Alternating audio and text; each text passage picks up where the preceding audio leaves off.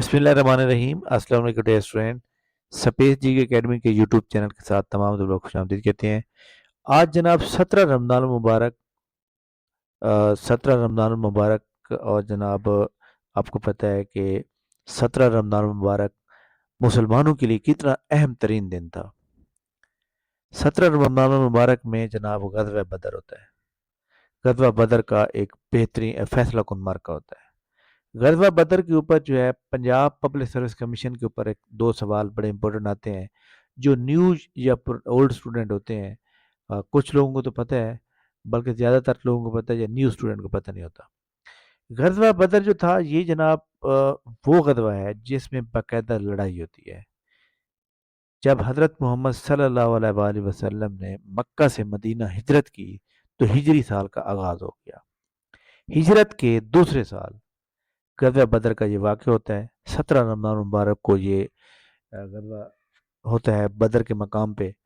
اس کے اوپر ہم بات کریں گے۔ یہ پی پی ایس سی میں جو سوال آتا ہے وہ کیا آتا ہے؟ وہ کہتا ہے جی جناب وچ آف دا فرسٹ غزوہ آف اسلام، اسلام کا پہلا غزوہ کون سا تھا؟ اسلام کا جو پہلا غزوہ ہے ہر بندے کو تقریباً پتہ ہے، غزوہ ودان بھی کہتے ہیں، غزوہ ابوا بھی کہتے ہیں۔ غزوہ ودان یا غزوہ ابوا وہ غزوہ ہے جس میں لڑائی نہیں ہوتی۔ اگر پی پی ایس سی کیا سوال کرے گا؟ which is the first غزوہ of Islam in which was fought یا فائٹ، یعنی کہ وہ غزوہ جس میں باقاعدہ لڑائی ہوتی ہے وہ کون سا غزوہ؟ وہ غزوہ بدر ہے۔ تو لہذا ان دونوں کے اندر آپ نے فرق یہ کرنا ہے کہ غزوہ ابوا میں لڑائی نہیں ہوتی، غزوہ بدر میں لڑائی ہوتی ہے۔ تو پہلا غزوہ جس میں باقاعدہ لڑائی ہوتی ہے وہ غزوہ بدر ہے۔ غزوہ بدر حق اور باطل کا پہلا فیصلہ کن معرکہ تھا۔ اس کے اوپر ہم بات کریں گے کیونکہ اس کے اوپر جو ہے آپ کو پڑھنا بھی چاہیے۔ آج کے دنیا نیوز پیپر کے اوپر یہ خبر یہ جناب آرٹیکل موجود ہے، آپ اس کو پڑھیں گے آپ کے لیے بہت زیادہ فائدہ ہوگا اور آپ کے نالج میں بھی اضافہ ہوگا، اور پھر ہمیں اسلامی تعلیمات کو حاصل کرنے کا، اور پھر رمضان المبارک کا ایک بابرکت مہینہ ہے، اس کے اندر ہمیں سیکھنے کا موقع ملے گا۔ اور اس کے علاوہ اس وقت آپ کو پتہ ہے کہ مسلمانوں کے اوپر جو وقت چل رہا ہے اس کے اندر ہمیں ایک اتحاد پیدا کرنے کا بھی موقع ملے گا۔ حق و باطل کا فیصلہ کن معرکہ تھا۔ 17 رمضان مبارک کو ملنے والی فتح اسلام کی عالمگیر اور ترویج کا پیش خیمہ ثابت ہوئی۔ اسے قرآن پاک کی اصطلاح میں یوم الفرقان کے نام سے یاد کیا جاتا ہے۔ اب یہ یوم الفرقان پی پی ایس سی میں ایک ایم سی کیو بن کے آتا ہے۔ اللہ کے دین کے محافظ ہونے کے ناطے حضرت محمد صلی اللہ علیہ وآلہ وسلم کی بنیادی ذمہ داری یہ بنتی تھی کہ اگر کوئی اسلام کو مٹانے کی کوشش کرے یا اہل اسلام سے ان کی بنیادی حقوق کو قوت و طاقت کے نشے میں مست ہو کر سلب کرنے کی جسارت یا حماقت کرے تو آپ صلی اللہ علیہ وآلہ وسلم اس کی شر انگیزیوں سے بچانے اور اسلام کے فروغ اور نفاذ کے لیے مضبوط، پائیدار، منظم اور مستحکم لائے عمل تیار کریں تاکہ دین قیامت کی صبح تک پوری آب و تاب کے ساتھ باقی رہے۔ غزوہ بدر کفر و اسلام کا پہلا معرکہ ہے جس میں نبی اکرم صلی اللہ علیہ وآلہ وسلم اپنے 313 جان نثاروں کے ساتھ مدینہ منورہ سے مقام پر بدر کی طرف روانہ ہوئے۔ یہ مدینہ سے جو ہے 80 میل کے فاصلے پر ہے۔ اس قافلے کے آگے دو سیاہ رنگ کے اسلامی پرچم تھے جن میں سے ایک حضرت علی رضی اللہ تعالیٰ علی المرتضیٰ رضی اللہ تعالیٰ کے ہاتھ میں تھا۔ اب دیکھیں جناب یہ جو سیاہ رنگ کے دو پرچم ہوتے ہیں اس کے اوپر بھی سوال آتا ہے کہ وہ پرچم کن کے ہاتھ میں تھا؟ تو حضرت علی رضی اللہ تعالیٰ کے ہاتھ میں تھا۔ 17 مبارک 2 ہجری جمعۃ مبارک کو جنگ بدر کی ابتدا ہوئی۔ یہاں پہ ایک بڑی امپورٹنٹ بات ہے کہ جنگ بدر کو یوم فرقان بھی کہتے ہیں اور ابتدا جمعے والے دونوں بھی۔ مقام بدر مدینہ منورہ سے مکہ مکرمہ کے پرانے راستے پر تقریباً 80 میل کے فاصلے پر واقع ہے۔ یہ ایک کنواں تھا۔ ملک کی شام سے آنے والے قافلے اس مقام پر ٹھہرا کرتے تھے اور اس کنویں کے مالک کا نام تھا بدر بن عامر تھا، اس لیے اس جگہ کا نام بدر پڑا۔ تو بڑی اہم بات کہ بدر کا نام ایک بستی کا نام تھا، بستی کا نام ہم پڑھتے رہ رہے ہیں، لیکن یہ ایکچولی ایک کنویں کا مالک تھا جس کا نام تھا بدر بن عامر، یعنی بدر کے والد کا نام میں تھا، تو یہ اس لیے اس کا نام جو ہے بدر کے نام سے مشہور ہو گیا۔ سرکار دو عالم حضرت محمد صلی اللہ علیہ وآلہ وسلم نے جب سے مکہ مکرمہ سے مدینہ منورہ کی طرف اپنے اصحابہ کرام کے ساتھ ہجرت فرمائی تو قریش مکہ نے مسلمانوں پر حملے کی تیاریاں شروع کر دیں۔ اس اسنا میں یہ خبر بھی مکہ میں پھیل گئی کہ مسلمان قریش مکہ کا شام سے آنے والے قافلے کو لوٹنے آ رہے ہیں۔ اب اصل جو یاد رکھیے گا کہ معاملات شروع ہوتے ہیں وہ اس قریش مکہ کے آنے والے قافلے سے شروع ہوتے ہیں۔ اسی پر مزید یہ کہ عمرو بن حضرمی کے قتل کا اتفاقیہ واقعہ پیش آیا۔ اس میں کیا ہوتا ہے کہ حضرت محمد صلی اللہ علیہ وسلم جو ہے ایک قافلے کو بھیجتے ہیں اس راستے میں کہ بھائی کوئی واقعہ پیش نہ ہے، لیکن وہ ان کے ساتھ جو ہے ان کی جھڑپ ہو جاتی ہے، جس کی وجہ سے عمرو بن نرمی کا قتل اتفاقی قتل ہو جاتا ہے۔ یعنی ارادہ کوئی نہیں تھا لیکن ہو گیا، جس پر قریش مکہ مزید بھڑک اٹھے۔ نبی کریم صلی اللہ علیہ وسلم کو جب ان حالات کا علم ہوا تو اللہ کے نبی صلی اللہ علیہ وآلہ وسلم نے صحابہ کرام کو جمع فرما کر اس واقعے کا اظہار فرمایا۔ سیدنا حضرت ابوبکر صدیق رضی اللہ تعالیٰ اور دیگر صحابہ کرام رضی اللہ تعالیٰ نے جواب میں جان نثارانہ تقاریر کی۔ حضرت سعد بن عبادہ نے عرض کی کہ یا رسول اللہ صلی اللہ علیہ وآلہ وسلم، اگر آپ صلی اللہ علیہ وآلہ وسلم حکم فرمائیں تو ہم سمندر میں کود جائیں گے۔ حضرت مقداد رضی اللہ تعالیٰ نے کہا کہ ہم حضرت موسیٰ علیہ السلام کی امت کی طرح نہیں کہیں گے کہ آپ صلی اللہ علیہ وسلم اور آپ صلی اللہ علیہ وسلم کے رب خود جا کر لڑیں، ہم تو آپ صلی اللہ علیہ وسلم کے دائیں بائیں آگے پیچھے سے لڑیں گے اور ہم لوگ واقع آپ صلی اللہ علیہ وسلم کے تابع فرمان ہوں گے۔ حضور اکرم صلی اللہ علیہ وآلہ وسلم جنگ کا حکم فرمائے، انشاءاللہ اسلام ہی غالب آئے گا۔ سرکار دو جہاں حضرت محمد صلی اللہ علیہ وسلم نے اپنے غلاموں کو یہ جذبہ ایمانی دیکھا تو حبیب خدا حضرت محمد صلی اللہ علیہ وآلہ وسلم کا چہرہ اقدس فاتح مسرت کے باعث چمک اٹھا۔ آپ صلی اللہ علیہ وآلہ وسلم نے آسمان کی طرف اپنا رخ و زیبا اٹھا کر ان سب کے لیے بارگاہ الہی میں دعا فرمائی اور ارشاد فرمایا کہ اے اللہ کریم نے مجھ سے فتح و نصرت کا وعدہ فرمایا ہے، بلا شبہ اللہ کا وعدہ سچا ہے، اور قسم ہے اللہ کی کہ میں ابھی سے کفار کے سرداروں کو قتل کا دیکھ رہا ہوں۔ سرکار دو عالم حضرت محمد صلی اللہ علیہ وسلم 12 رمضان مبارک کو اپنے غلاموں کے مختصر سے قافلے کو مدینہ منورہ لے کر روانہ ہوئے اور مدینہ منورہ سے کچھ فاصلے پر ان قافلے کا جائزہ لیا اور نو عمر اور کم سن افراد کو واپس فرما دیا، یعنی جو زیادہ عمر تھے یعنی نوجوان تھے یا کم عمر تھے ان کو واپس بھیج دیا۔ حضرت عمیر بن ابی وقاص ایک کم سن سپاہی بھی اس قافلے میں شامل تھے۔ جب انہیں واپسی کے لیے کہا گیا تو وہ رو پڑے۔ حضور اکرم صلی اللہ علیہ وسلم نے ان کا یہ جذبہ دیہات دیکھ کر انہیں جنگی قافلے میں شامل فرمایا دیا۔ اس مختصر اسلامی لشکر کی تعداد صرف 313 تھی، جس میں 60 مہاجرین اور 253 انصار صحابی شامل تھے۔ اب یہ جو تعداد ہے یہ بڑی اہم ہے، 60 مہاجر تھے اور 253 جو تھے انصار تھے۔ اسلام کا یہ لشکر 16 رمضان المبارک کو میدان بدر میں پہنچا۔ میں پہلے بتا چکا ہوں کہ بدر ایک بستی کا نام ہے اور بدر وہاں کنواں تھا، تو شام کے جو لوگ تجارت کرنے آتے تھے تو وہ وہاں پہ ٹھہرتے تھے، تو اس کنویں کے مالک کا نام تھا بدر، جس کی وجہ سے اس جگہ کا نام بدر رکھا گیا، جو کہ مدینہ سے 80 میل کے فاصلے پر ہے۔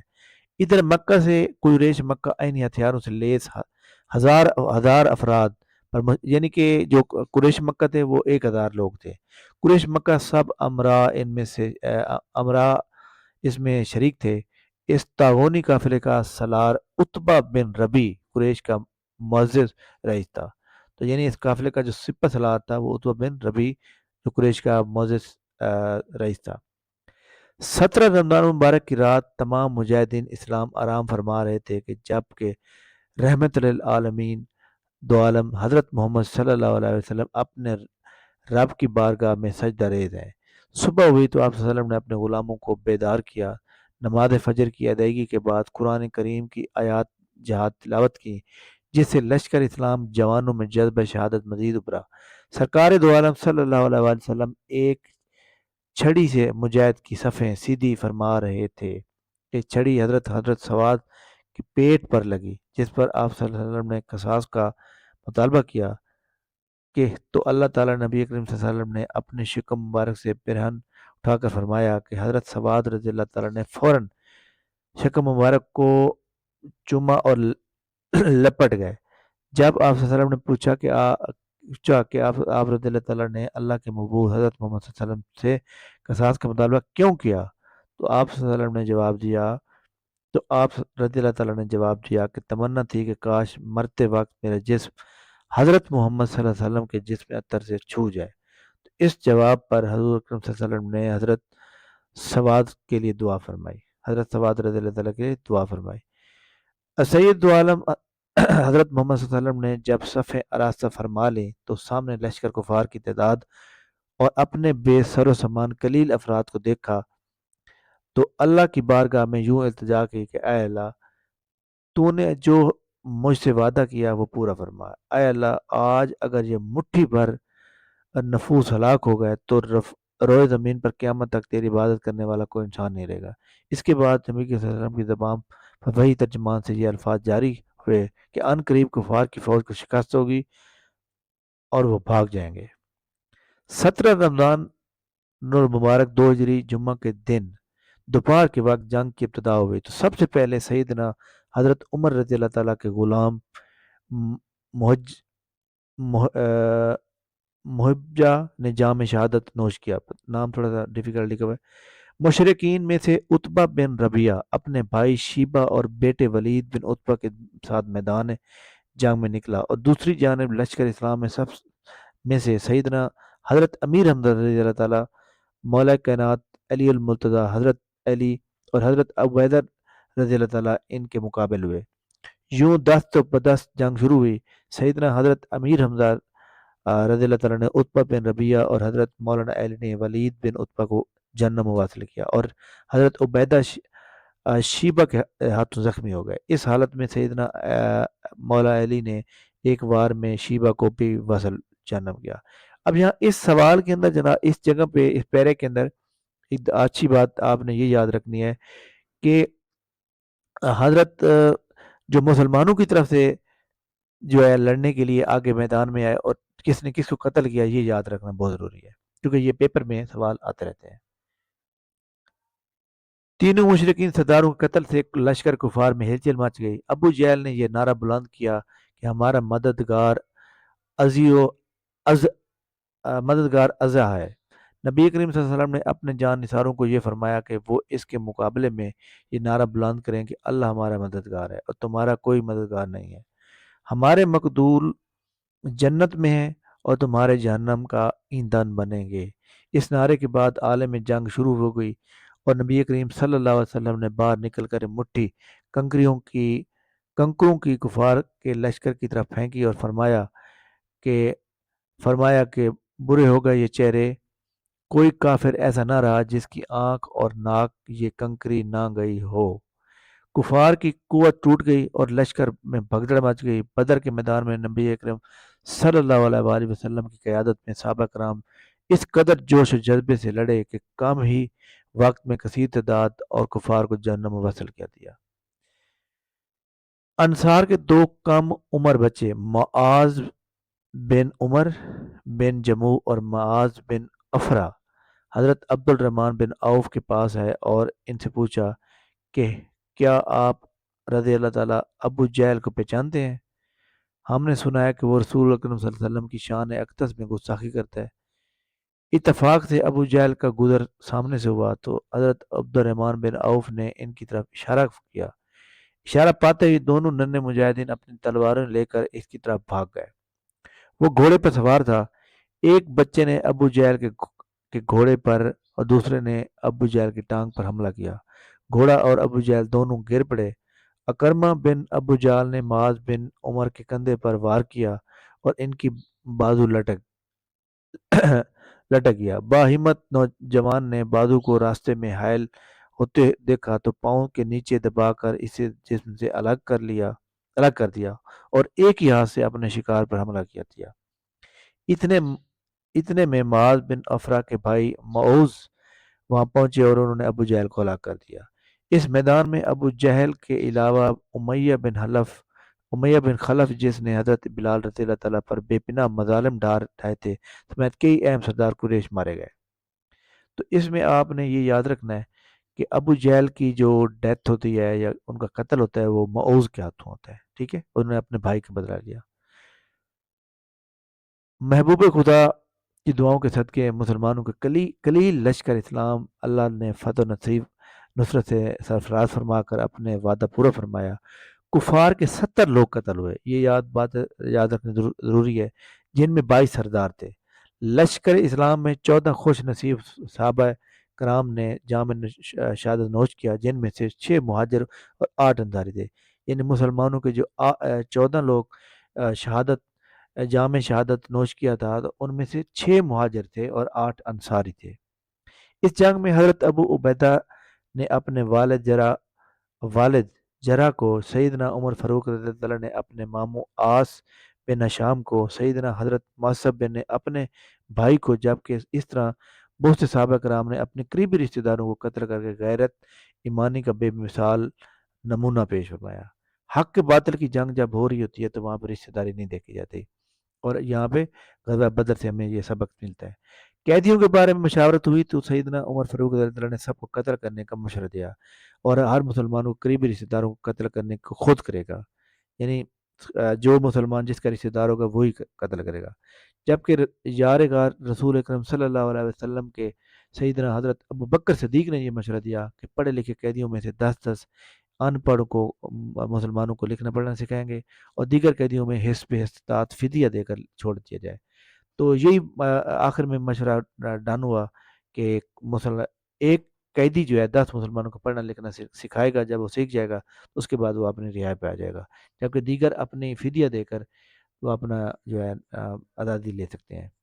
تو یہ جناب حق اور باطل کی پہلی جنگ تھی، جس میں مسلمانوں کو فتح نصیب ہوئی۔ اور آج ایک ایسا وقت چل رہا ہے، 17 رمضان مبارک بھی ہے، اور آپ کو پتہ ہے کہ مسلمانوں کے درمیان اور غیر مسلموں کے درمیان اسرائیل اور امریکہ جو ہے ایک ملک جو کہ ایران ہے اس کے اوپر حملہ آور ہے۔ تو ہمیں یہ دعا کرنی چاہیے کہ اللہ تعالیٰ ان کو جو ہے فتح نصیب کرے، اور اس سے مسلمانوں کی، چاہے وہ کسی بھی سیکٹ سے تعلق رکھتے ہوں، ان کی ایک بہت بڑا ان کو ایک خوشی بھی محسوس ہوگی، اور تقریباً ہر بندہ ہی دعا کر رہا ہے کہ اللہ تعالیٰ ایران کو فتح نصیب فرمائے۔ تو جی جناب، یہ بڑی امپورٹنٹ انفارمیشن تھی، اور ہمیں جو ہے ہر واقعے کو بڑی ڈیٹیل میں پڑھنا چاہیے۔